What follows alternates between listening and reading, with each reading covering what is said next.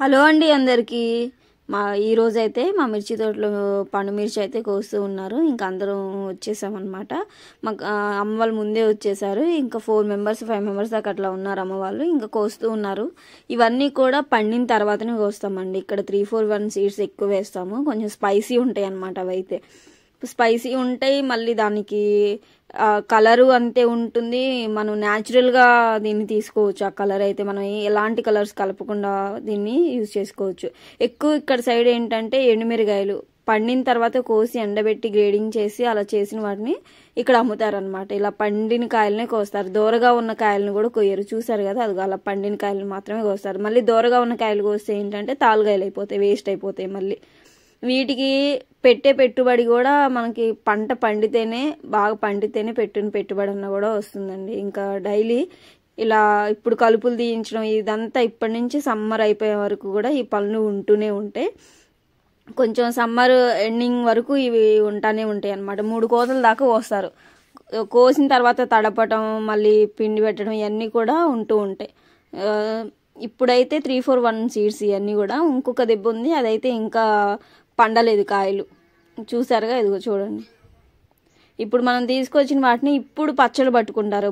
మనకి నిలువ పచ్చళ్ళు ఉంటాయి కదా, సంవత్సరానికి సరిపడా గోంగూర పచ్చడి, టమాటా పచ్చడి, సొరకాయ పచ్చడి, ఈ పచ్చళ్ళన్నీ కూడా ఇప్పుడు పట్టుకుంటారు అనమాట. మా సైడ్ అయితే ఇప్పుడు పట్టుకుంటారు. ఈ పండు మిర్చితో ఎప్పటికప్పుడు కోసిన వాటిని మంచి కాయలు. ఇప్పుడైతే ఫస్ట్ కోతకి 2వ కోతకి నీరు కాయలు ఉంటాయి. మళ్ళీ 3వ కోతకి అంత నీరు ఉండదు అనమాట. ఎందుకంటే ఎండలు ఎక్కువైపోతాయి, నీళ్లు ప్రాపర్గా పెట్టడానికి కూడా కాలువలు ఉండవు, అలా ఉంటాయి. కాబట్టి ఫస్ట్ కోతకి ఎక్కువ పండుమిరపకాయ పచ్చడి రుబ్బుకునే వాళ్ళు ఎక్కువ తీసుకెళ్తారు. ప్లస్ ఇక్కడ ఏంటంటే పచ్చళ్ళన్నీ కూడా రోట్లో రుబ్బుతారు, గ్రైండరు అలా ఏం వేయరనమాట ఇక్కడ సైడ్. చూశారు కదా, ఫస్ట్ పంట అయితే ఇప్పుడు కోస్తున్నాము. ఇప్పుడు అసలు అంతా తెగులు అట్లా వచ్చింది. మేము ముందు నాటడం వల్ల ఓకే. కొంచెం చూసారుగా ఒక చెట్టుకి ఎలా పండినాయో. ఇక్కడ సైడ్ అన్నీ కూడా పండిన తర్వాత కోసి ఎండబెట్టిన వాటిని అమ్ముతారు. మా సైడ్ అయితే, గుంటూరు సైడ్ అయితే. మళ్ళీ ఇవేంటంటే గుబురుగా ఇట్లా అల్లుకుపోతాయి పెరిగే కొంది. ఇప్పటికే చూడండి ఎలా ఉండేవి. కోస్తా ఉంటే కొమ్మలు ఇరిగిపోతాయి. అంటే ఎక్కువ పెలుసు మీద ఉంటుంది, త్వరగా ఇరిగిపోతాయి అన్నమాట కొమ్మలు. కొంచెం ముడత అనేది కూడా లైట్గా ఉంటుంది. మరి అది తెల్లనల్లి వచ్చిందని అంటున్నారు. ఇలా కోసినవన్నీ అందరి దగ్గర నుంచి కలెక్ట్ చేసుకొని ఒక మిక్చర్ గోత అలాంటి వాటిలో పెద్ద గోతాల్లో వేసుకొని కుట్టేసేసి దిబ్బంతా కోయడం అయిపోయిన తర్వాత తీసుకొచ్చి మనం ఇంటి దగ్గర అయినా, లేదంటే కొంతమంది పొలంలో కూడా ఎండబెట్టుకుంటారు.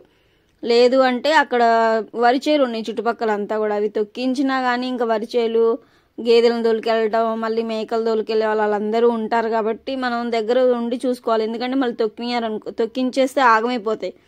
వాళ్ళు తోలుకెళ్తా ఉంటే వాడికి తెలియదు కాబట్టి తొక్కేస్తూ ఉంటాయి. అందుకని ఇంటి దగ్గర ప్లేస్ ఉంటే ఇంటి దగ్గర పోసుకోవచ్చు ఎండబెట్టుకోవడానికి. మళ్ళీ మంచు పడుతుంది కాబట్టి పట్టలు తీసేయడం, ఈవినింగ్ అవగానే కప్పడం అంతా పని ఉంటుంది. ఇంకా పొలం దగ్గర అంటే వీలు కాకపోవచ్చు కదా. చూసారు కదా, కాలువ అయితే పక్కకే ఉంటుంది. ఇవన్నీ కోసిన తర్వాత మళ్ళీ తడుపు అయితే వేయాలి వీటికి.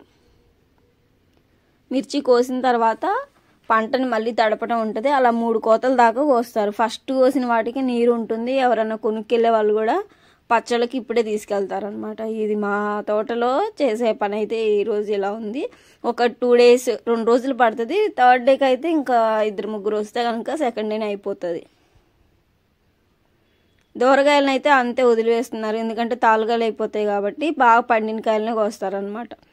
ఇప్పుడు అలా కొమ్మలు పక్కకు అనుకొని అలా అనుకొని కొయ్యాలి. ఎందుకంటే ఇరిగిపోకుండా జాగ్రత్తగా చూసుకొని కొయ్యాలి. చుట్టూ అంతా కూడా వరి పొలాలే ఉన్నాయి. కాలువ దగ్గర ఉంది కాబట్టి నీళ్ళు ఎప్పుడన్నా పెట్టుకోవడానికి అలా కూడా సౌకర్యంగా ఉంటుంది ఇక్కడైతే.